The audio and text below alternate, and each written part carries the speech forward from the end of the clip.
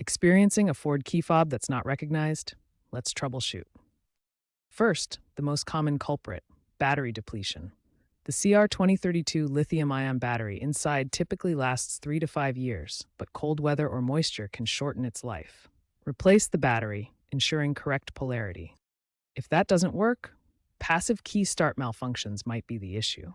These systems rely on proximity, so interference from metal objects or electromagnetic fields can disrupt recognition.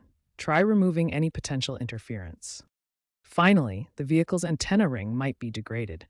A reset might be needed, which we'll cover in the next section. Ford's official app or an OBD2 scanner can also help diagnose the problem. Remember, improper handling or extreme heat can void warranties. If a battery change doesn't solve the problem, reprogramming the key fob might be necessary. Ford dealerships can reprogram key fobs remotely via over-the-air software updates or physically.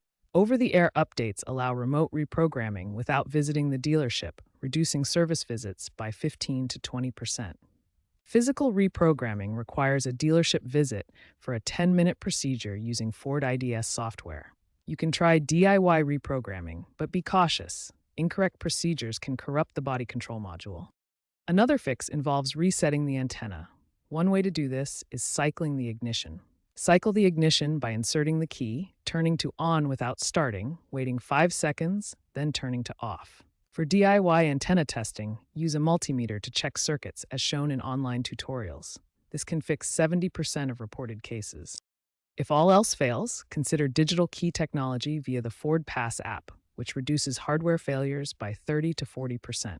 The Ford Pass app lets your smartphone replace the physical fob, reducing hardware failures. Future Ford vehicles may predict fob failures with AI, potentially eliminating resets entirely. However, remember to update the Ford Pass app and keep your accounts safe from cyber hacks.